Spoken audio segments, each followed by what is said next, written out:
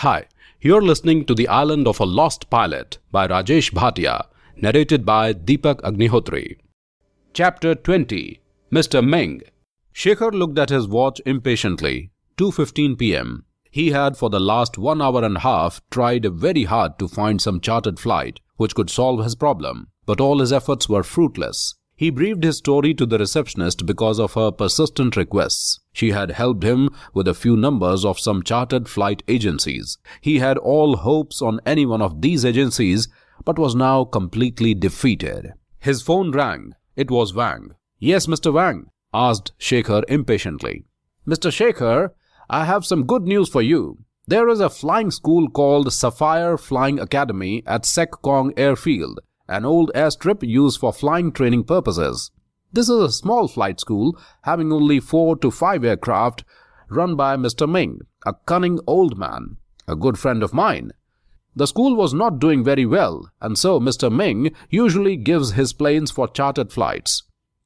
He has got one Piper Navajo and one Cessna 340 which can serve your purpose. I have requested Mr. Ming, and with great pleading he has agreed to go himself in order to solve your problem. He is a greedy fellow, and money will keep him going.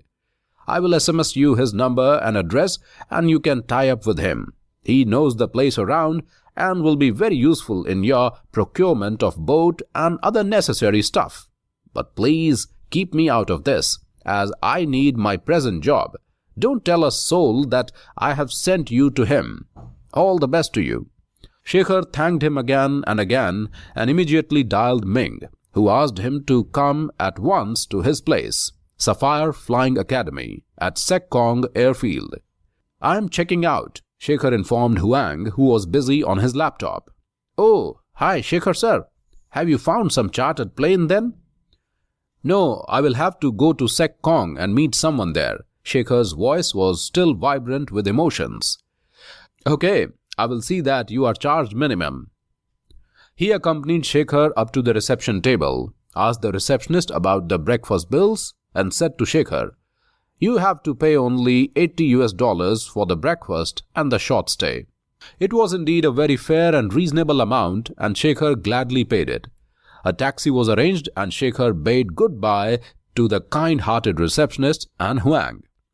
For some time, Shekhar looked at the hustle-bustle, the crowded streets, the brightly colored signboards, mostly in Chinese, but many written in English also, the skyscrapers, the shiny roads, bridges, tunnels, and automobiles. But as he was dog-tired, he fell asleep. After some time, he suddenly got up and found himself at some strange place. "Where are we?" he inquired the driver. "We are passing through the Tai Lam Tunnel." "How much more time will it take?" "About 15 to 20 minutes, sir." Shekhar was again overcome by the tiresomeness and thought it better to have some more sleep. He wanted to freshen up for the day, which appeared to be very tiring. He had to do a lot of work. Sleep will restore his energy. A nap of 15 to 20 minutes was not bad. "Sir, we have reached there." Shekhar woke up with a start. He looked around, restored his senses, and got up. Ming was a very thin man of about 58 years, but he looked at least 10 years older. On a first glance, anyone will not accept him to become even his rickshaw puller. An aircraft was a far-fetched thing. He was smoking a thin cigar and was sufficiently drunk even at 4 p.m. His sad face was oily and pallid with white and grey stubble. He wore dentures which could not help to correct his hollow cheeks. He wore oil-stained t-shirt and a pair of torn jeans. He was wearing a pea cap, and it was difficult to comment on the condition of his hair. His grey eyes were shrewd and greedy. Shekhar was sitting in one of the 4 metal chairs in front of Mr. Ming in his small 10 by 16-foot office. On the walls were photographs of some twin-engine aircraft. On a table on his left was a desktop computer that appeared to be one from the school days of Mr. Ming. In one left corner, the room had an attached toilet. On the wall facing Shekhar, on the left corner was a 5-foot long and 7-foot high wooden cabinet that served the dual purpose of filling of documents and storage of miscellaneous stuff. Beside the cabinet was a small refrigerator on the top of which a few glasses and cups were placed in a tray. Behind Shekhar, touching the wall, was a small settee, also having some storage space underneath. The 4 doors of the settee were closed except one, out of which some oblong machinery part was jutting out, due to which the door could not be closed. Beside the fridge, on the floor, some automotive parts, or more precisely aircraft parts, were lying. A green and round 20-liter lubricating oil plastic container was kept along with conical measuring and metal containers. Obviously, Mr. Ming had taken complete use of the space available to him. Ming was watching Shekhar intently and said, "Spaces are very precious here, sir. We have to take the maximum benefit of the space." "That is very good, Mr. Ming," agreed Shekhar. Ming got up, moved near the refrigerator, opened the door, brought 2 chilled beer cans, kept one on the table in front of Shekhar, while one was still in his hand. When Shekhar refused, "I don't drink, Mr. Ming, not even a beer." Wordlessly, Ming kept back the beer and handed a Coke can to Shekhar, who accepted unwillingly. Ming sat comfortably, opened the beer can, took a large sip and said, "Let us talk business then." Shekhar explained his problem and plans for about 10 minutes. Ming listened to him intently in between gulps of beer, his eyes studying the large map placed on the table. "So you can very well see that my son's life depends on you. Wang has recommended you and I'm totally dependent on you now. How can we start at the earliest?" "We can only start when once I have convinced myself with the plan and we have settled the financials." "How can I convince you?" No, you don't have to convince me. I have to convince myself. I have to check the feasibility of the operation." "Do you also think that I'm talking nonsense? If you can suggest some other and better plan, I will readily follow it, and money is not a constraint if it is within limits." Ming stared hard at Shekhar for quite some time and said, "Let me tell you about myself. I was working as a pilot with Hong Kong Airlines. My wife left for heavenly abode when my son was 8 years old. I started drinking heavily and was ultimately expelled from the job 14 years back, when they could not tolerate me any longer. I had some money and also sold some of my parents' land to start my own flying school. Initially, this business was good, but later on, Philippines became cheaper and I shifted to chartered flights business. Now, I have 3 twin-engine and 1 single-engine planes." He paused, looked at the photographs on the walls, took a large sip from the beer can and continued, "Since I had the links, I got attached to some chartered flight companies. I myself and my son both fly 1 plane each. Besides, I have employed 1 full-time pilot. We 3 are sufficient to handle these planes. The running expenses are very high, but I managed to make a little money and..." Shekhar was not interested in his biography. He looked at his watch impatiently, shook his head and said, "Sorry to interrupt you, Mr. Ming, but you can very well see that the time is running very fast and we have to make a lot of preparations also." "Oh yes, I was coming to that only. I wanted to tell you that you have come to the right person. As I was telling you that the running costs have become very high. The planes are going to cost much." "But Ming sir, let us not beat about the bush. We should come to the point. I have not come all the way from India just to share a can of Coke with you. Let us discuss the plan and start the move. The sooner it is humanly possible." Ming got up and sat facing his desktop computer. He fixed the spectacles on his nose, which were dangling from his neck through a chain, and beckoned Shekhar to pull his chair beside him. Ming clicked at Google Earth and soon found the position where Rohan had got his plane crashed. He studied the position of Sekkong, Hong Kong, Philippines, and said, "I hope that you also know that this place is in a vast expanse of South China Sea. and is approximately equidistant from Hong Kong and Philippines. Let us find out the distances. Ming minimized the Google Earth and clicked at Google Search. He searched for latitude and longitude distance calculator and fed the positions of Sek Kong and the crash point. The calculator immediately computed the distance as 494 kilometers or 307 miles or 267 nautical miles. Ming took out an A4 size sheet from the printer and made a sketch. He marked 2 points to denote Hong Kong and Philippines and marked a point A in between the two places. This point was the crash point. Shekhar was impatient at all these actions. He felt this exercise as useless and a wastage of time. He seemed uninterested, but the thought of Rohan kept him attached.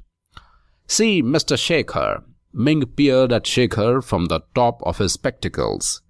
"The plane has crashed at this place at about 11:30 p.m. Friday night. Now the time is 3:40 p.m. Sunday, and it is already about 40 hours after the crash.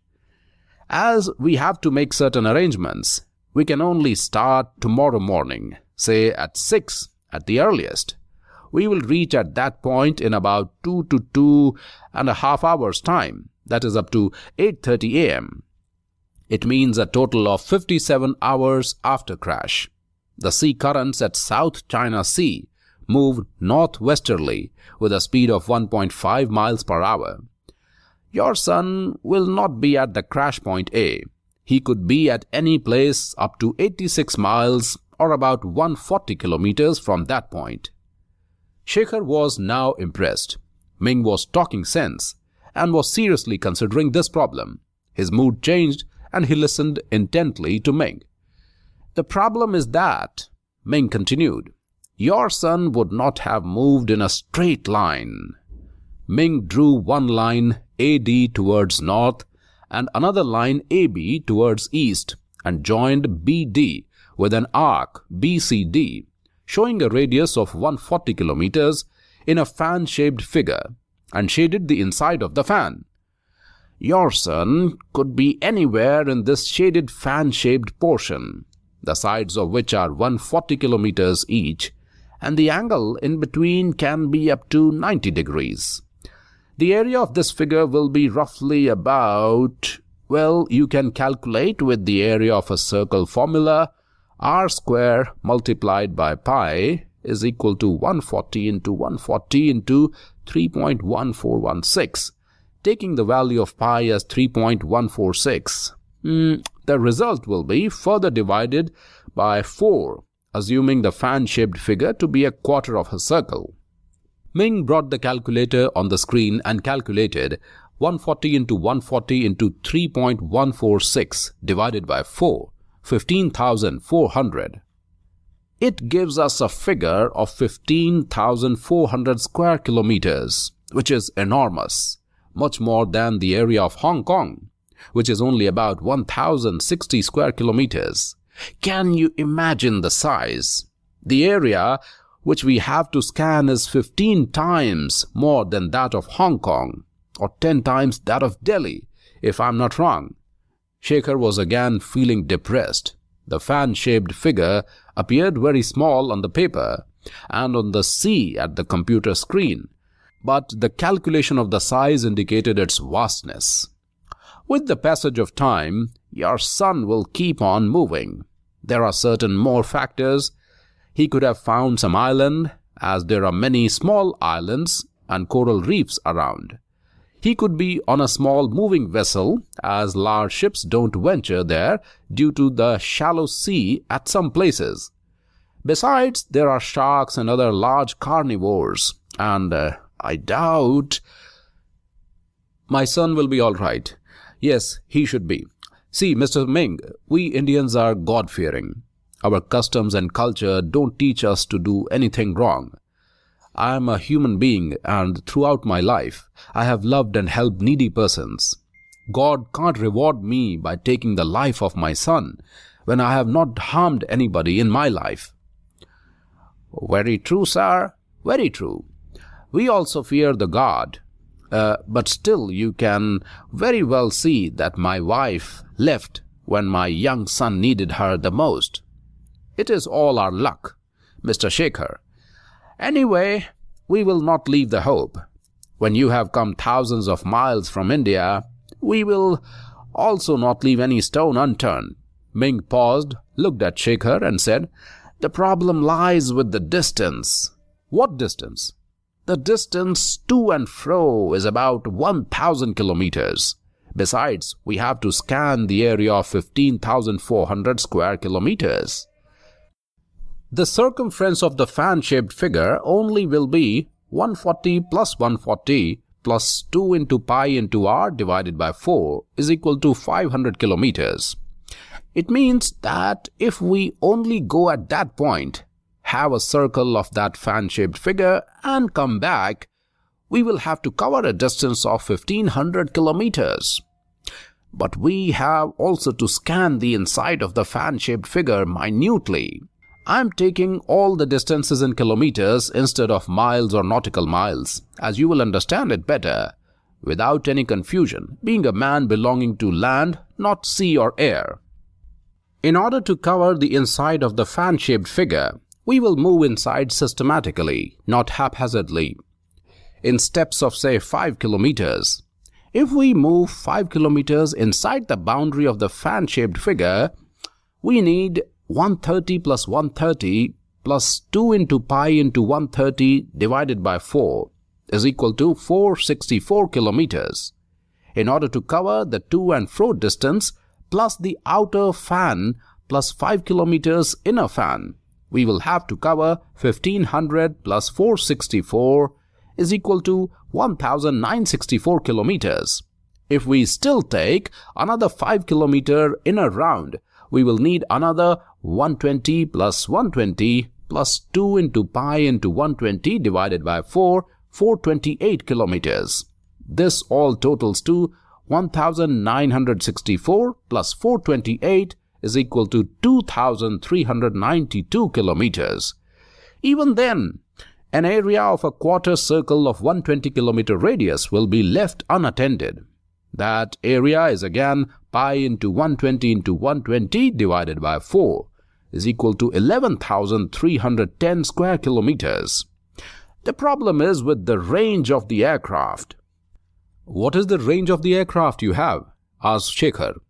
Ming lighted a cigar, took a few deep drags, and the room filled with the bluish-grey smoke. He looked at the wall, at the photographs of the aircraft, and replied, "Since you will be carrying a lot of load, I would prefer a Piper Chieftain Navajo for this purpose, but it has a shorter range of about 1750 kilometers. If you are carrying lesser of load, we can use Cessna 340 for this expedition, as this has a range of more than 2500 kilometers with economy speed range of say 330 kilometers per hour. "How much of load it can carry?" inquired Shekhar impatiently. "About 940 kg. "But that is too much. I mean, that will be sufficient." "But that includes the load of fuel and the passengers also." "How much will that weigh?" 163 gallons of fuel will weigh about 565 kg. Taking your weight as 80 kg and mine as 60 kg, together we will weigh 140 kg. That makes a total of 705 kg and leaves 940 minus 705, 235 kg.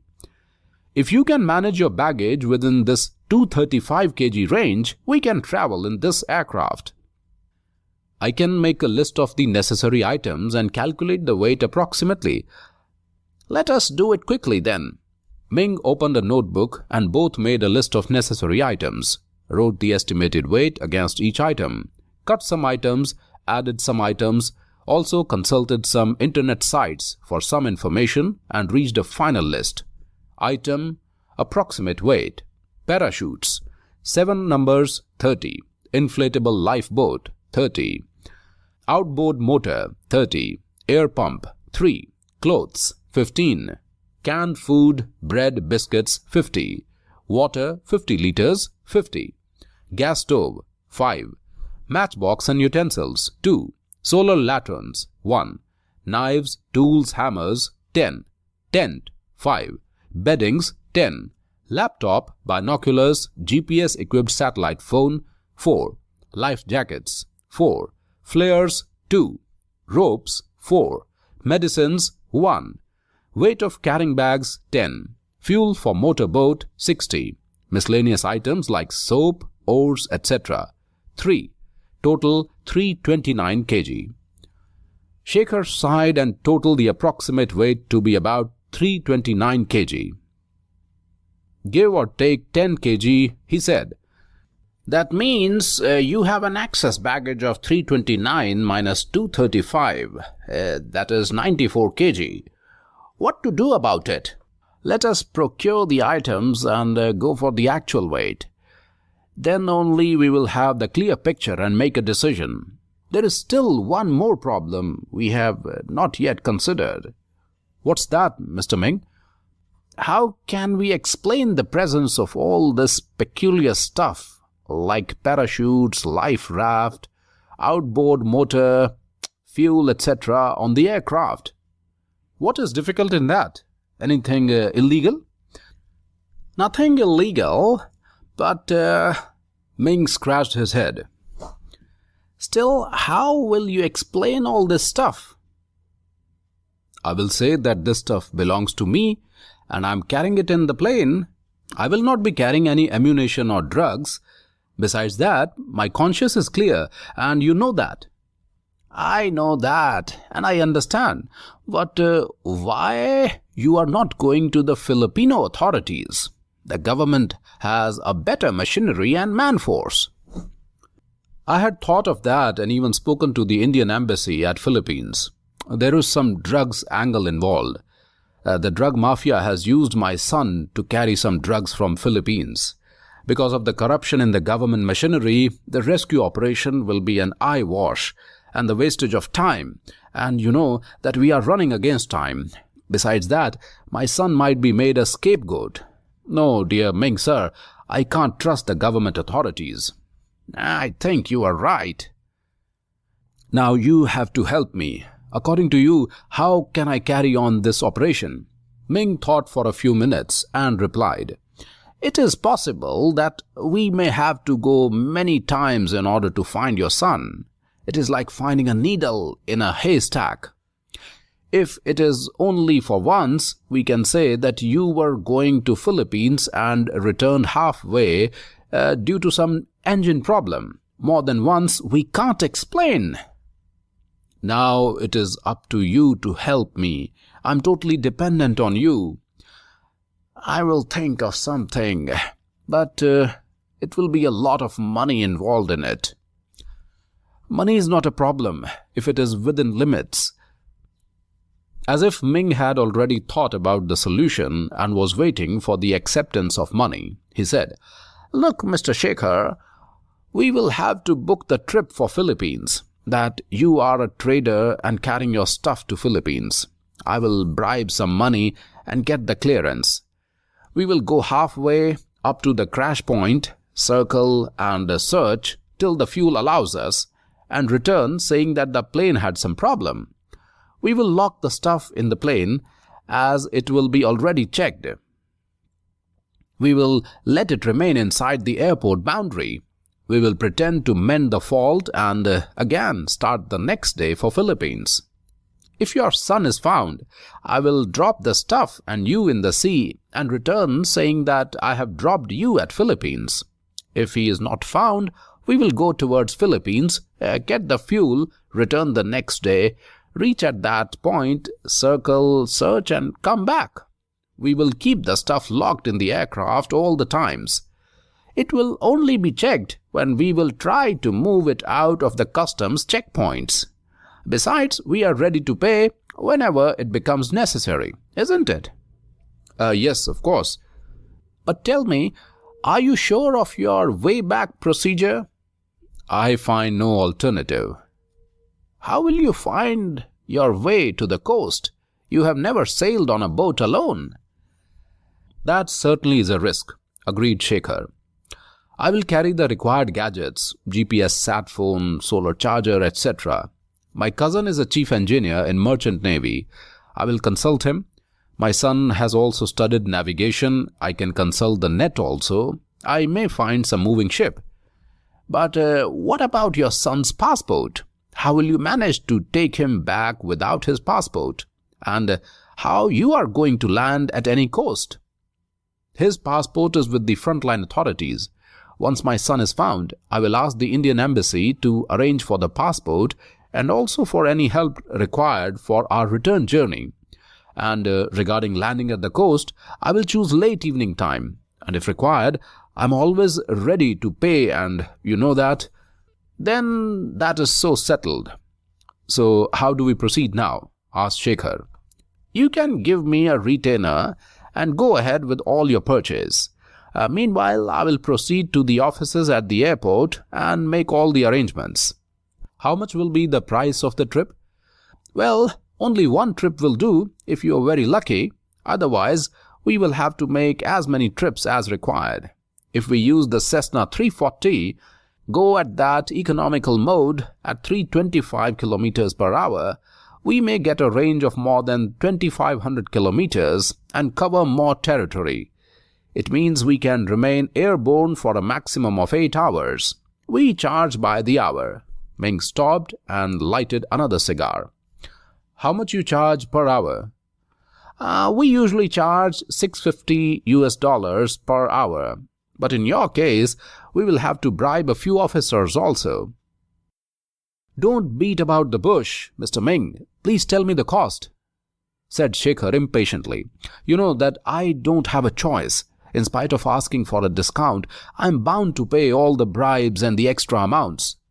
All I want is a very fast service and the results. Besides all the charges, I'm ready to pay handsome rewards also if my son is found. And mind it, Mr. Ming, it is a certainty that I will find him. Let's keep it $750, including general charges of this airport. For Philippines, you need to pay extra, as and when required. If some officer demands more here, you will have to bear it. Do I have a choice? Asked Shekhar and looked hard at Ming, who was busy staring at the tip of his cigar. He added, I agree to it, but I need all the help. I am new to this place. I want to procure all these items of this list, and I need you as my guide, if you don't mind. Ming hesitated. But you go ahead with your arrangements while I will wait for you. Then we will go ahead and purchase all the stuff. Don't worry, I will pay for your services. With this, Shekhar took out a thick bundle of currency notes and asked, How much of advance do you want? 750 multiplied by 8 will be $6,000. This whole money is to be paid in advance. Besides, I will charge $500 for helping you in purchase of all your stuff. You know that being a pilot, my time is valuable. Without a word, Shekhar handed him $6,000 for the aircraft and $500 for his services, all in advance. Thank you, Mr. Shekhar. You make yourself comfortable in my office. I will be back in about half an hour. With this, Ming opened a drawer, took out some papers, locked the drawer, picked up a briefcase, nodded at Shekhar, and trotted out fast. Shekhar rang Ritu and asked about Surekha. Ritu told that Surekha was better, but still in ICU. Shekhar informed Ritu about his arrangements and plans in brief and promised to bring her brother back to home very soon. Shekhar looked at his watch, 5:35 p.m. He was sitting beside Ming in an old and battered Toyota Camry. Ming was happily driving the car and humming some native song.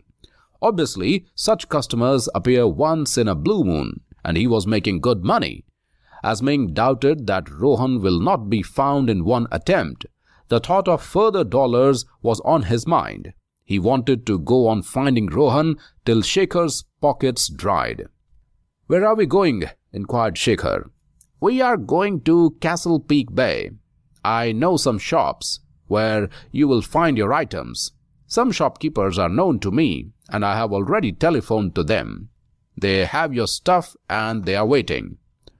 So, he has made arrangements for commissions with the shopkeepers. The $500 were not sufficient, thought Shekhar. Ming had asked the attendants to top up the fuel tanks of the Cessna 340 and also regarding the pre-flight checkups. He had also instructed them to unbolt and remove the rear seats so as to have sufficient room for the luggage. Ming threw the half cigar in the ashtray of his car, took out a hip flask, had 2-3 gulps of the liquid and kept the flask back. He stopped humming and had started whistling now. Rohan was lying on the plank, very weak and exhausted. The sun was about to set and was near the horizon. Another day had passed. He thought of making serious effort of grabbing some fish in the morning. He will get energy by eating some fish and will be able to swim. He will leave the plank and swim towards east. This will be a faster way and he will certainly reach the coastline of Philippines after a few days. The sun went down the horizon and a whitish moon shone. Soon the moon was covered with dark clouds and there was total darkness around. The rain started and Rohan consumed some fresh water which gave him some refreshment. Within a little time the rain was falling in torrents. The wind gathered enormous speed and there were clear signs of a hurricane.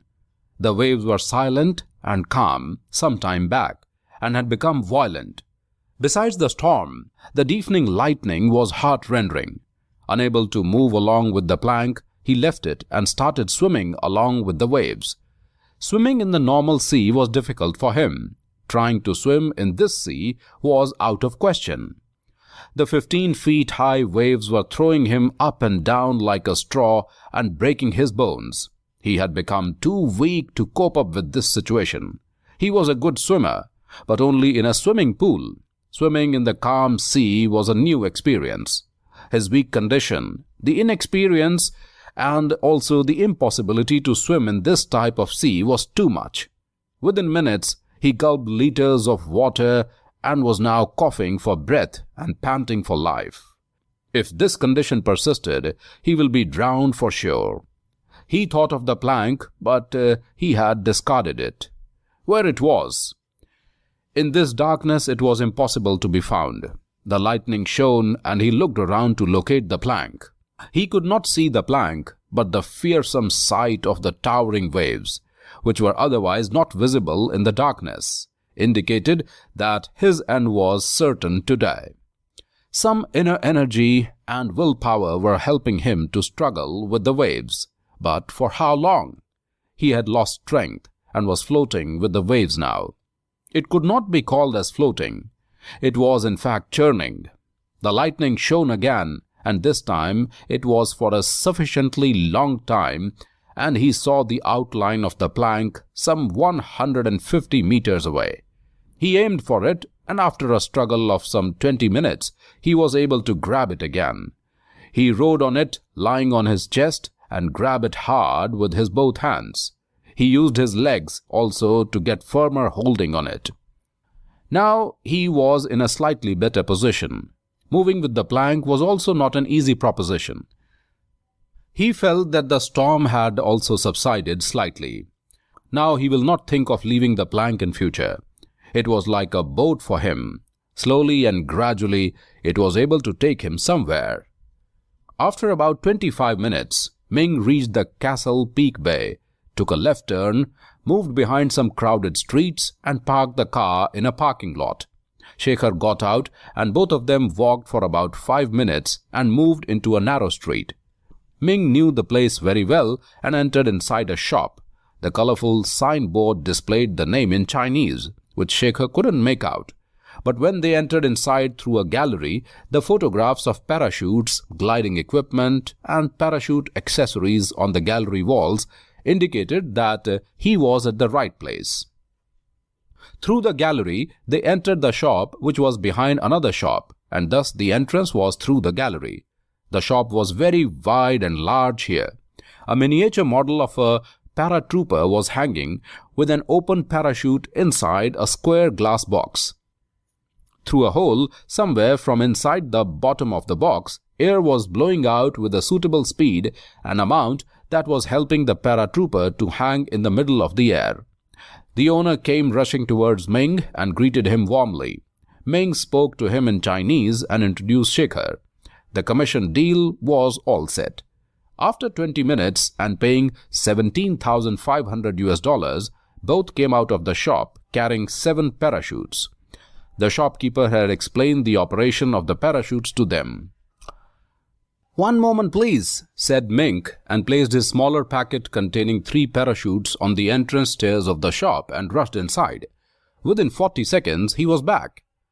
Yes, it takes only that much of time to hand over the commission money. Shekhar felt bad as he had already paid $500 to Ming, but Ming was not satisfied. Ming thought him to be a fool, but Shekhar was in love with his child. He cursed Ming and kept on moving. Ming reached to his car and placed the packets in the boot. Shekhar gave $5 to the parking attendant to take special care of the car. "Now let us purchase the lifeboat," announced Ming, and both kept moving for about 15 minutes. Ming reached a shop and looked at the signboard. "Great Circle Life Rafts" was written in English. Both entered inside, and in a similar pattern, Ming spoke to the shopkeeper for about 2 to 3 minutes in Chinese and then asked for the inflatable life raft. The owner handed over a brochure of Great Circle Life Rafts of Australia to Shekhar and started explaining about the quality and specifications of the life rafts. He took them further inside the shop, where the smallest size of an inflated life raft was kept on the floor for display. Shekhar looked at the bright orange-colored life raft with a black bottom line. He touched it to feel the quality of the material. The raft felt limp. "Sir, it was inflated many days back. I can pump some air and show you how it feels," the shopkeeper said to Shekhar. "No, that is not necessary. I don't have much time. Just give me a fresh and checked piece. This raft here is for how many people?" "Sir, this is a Coastmaster 4 model. Sufficient for 4 people?" "But this seems very small, as we have to carry some supplies also." "It will be very durable, guaranteed for 12 years. This is not important. I need the guarantee for a few days only. Don't you have some used and old life rafts in a very good condition?" "Yes, we do have, but right now I don't have smaller rafts that will serve your purpose." "I don't want used ones. I want only brand new, as I can't trust used ones. However, if I come after a few days, will you be able to buy back the raft I'm going to purchase from you?" "Why not, sir?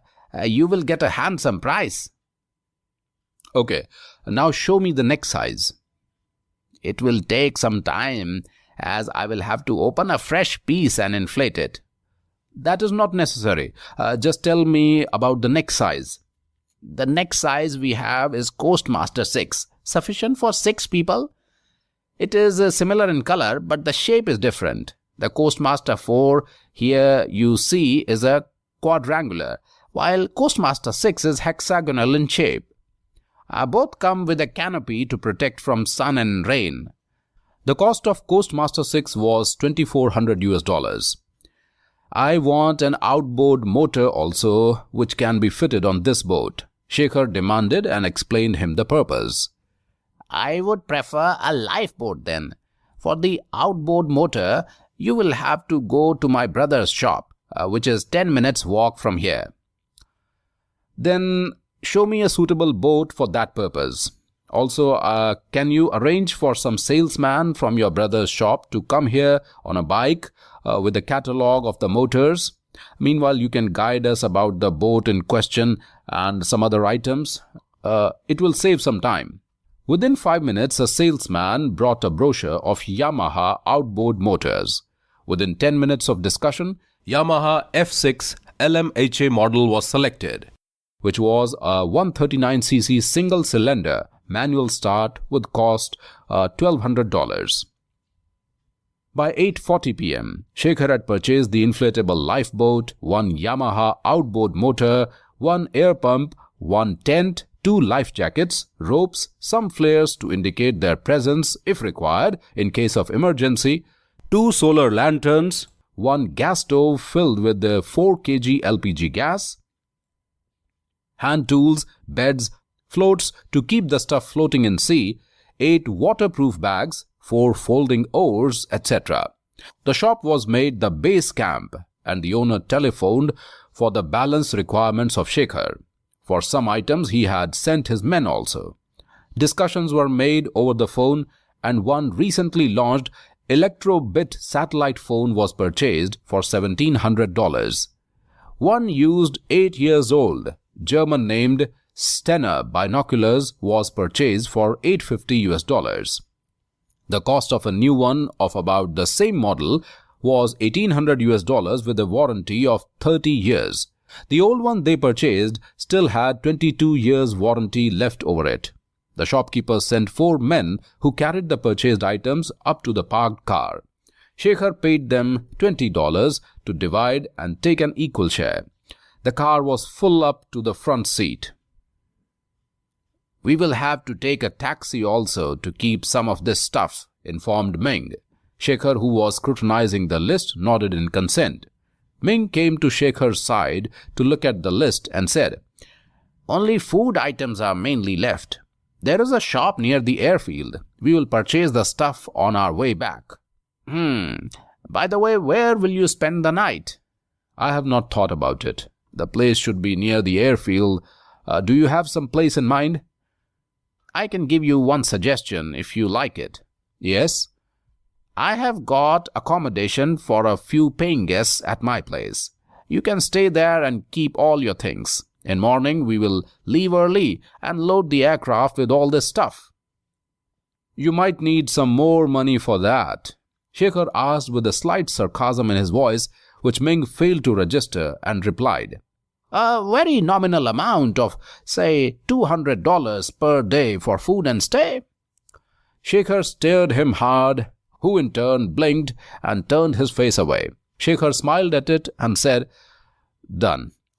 Some people expect to find money under every stone they turn. Shekhar's phone rang. "Excuse me," he said and moved away. Wang was calling. "Good evening, Mr. Shekhar. How is everything?" Shekhar replied cordially with quiet emotions. Thank you, Mr. Wang, for your support. I will never be able to forget your kindness. I can't thank you in words. Everything is arranged. I will be leaving in a Cessna 340 with Mr. Ming at about 6:30 in the morning." "How do you like Ming?" "Ming? Well, he is a bit..." Shekhar hesitated. "Yes?" prompted Wang. "A bit greedy," completed Shekhar. "That's what I wanted to tell you. You will have to take precautions. You can't have a blind trust on him. You will have to be careful."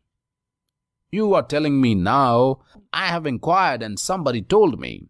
"Nothing can happen now. Everything is arranged. I have no choice and will be leaving tomorrow morning. I have paid the money also." "Right then, Mr. Shekhar, all the best. Take care. May God be with you to find your son." "Amen. And once again, thank you, Mr. Wang," said Shekhar gratefully. Shekhar returned smilingly. Ming raised an eyebrow. "A friend," replied Shekhar. Ming and Shekhar again entered the market.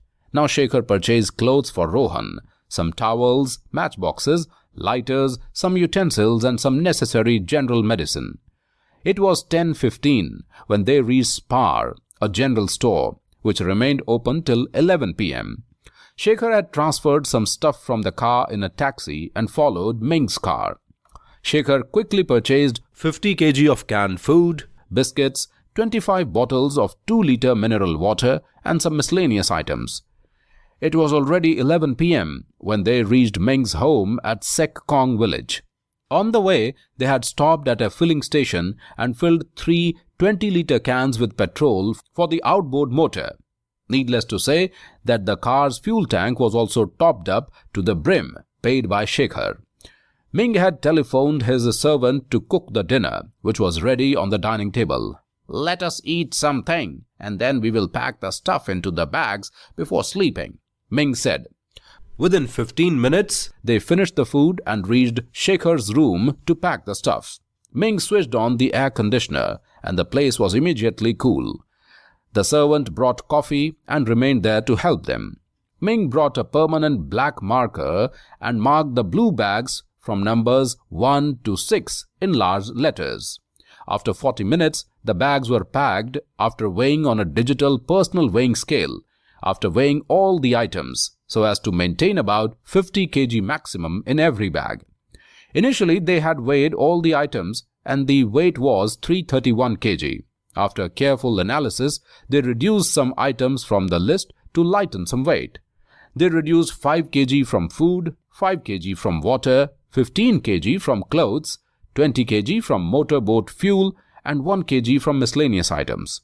The new total weight was 285 kg, and there was no scope of reducing it any further. It was still 50 kg more than the capacity of the aircraft. "What we can do with this extra weight?" asked Shekhar. "Can't the aircraft carry only this much extra?" "Mr. Shekhar, it is not a truck. It is an aircraft. We have to be very specific about the weights in case of an aircraft. This weight has to be reduced." "But you can very well see that we can't reduce the weight anymore. I have cut it wherever it was possible." "Then there is only one way out." "What's that?" asked Shekhar hopefully. 50 kg means about 56 liters of fuel. We will have to sacrifice about this much of aircraft fuel. It will reduce the range of aircraft, but it will still be far more than the Piper Navajo. How much the range will be reduced? Ming made some simple calculations.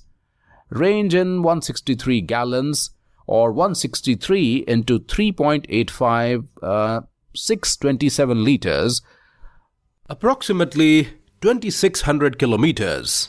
Range in 627 minus 56 is equal to 571 liters equals 2600 by 627 into 571 is equal to 2368 kilometers approximately. The range will be 2368 kilometers approximately, informed Ming. 230 kilometer lesser range is too much. Can we manage in this range? I think we will manage. We have no choice also. I will instruct the attendant to take out this much quantity of fuel in the morning. Ming made a neat list. Bag number 1, bag number 2, and so on, and against each number wrote the items contained in the bag. For reference, he also indicated the gross weight of the bags, including the contents, and handed the list to Shekhar. Bag number 1, canned food, bread and biscuits, 45 kg. Bag number 2, mineral water, 21 into 2-liter bottles, 45 kg. Bag number 3, clothes, ropes, 20-liter boat's fuel, medicines, miscellaneous items, 41 kg. Bag number 4, stove, utensils, lanterns, tools, tent, beddings, 34 kg. Bag number 5, lifeboat, pump, battery and solar charger, 43 kg. Bag number 6, outboard motor, satellite phone, 20-liter boat's fuel, 4 folding oars, 51 kg. Bag number 7, 7 parachutes, 8 floats, binoculars, 26 kg. Bag number 4 and 7 were lighter, but stuffed full because of the bulk. The servant left with the coffee mugs. After 10 minutes of planning and discussion for the next day's program, Ming bade good night and left. Shekhar yawned, looked at the watch, 12:25, and went to the attached bathroom. He brushed his teeth, had a quick shower, put on a night dress and came to his bed.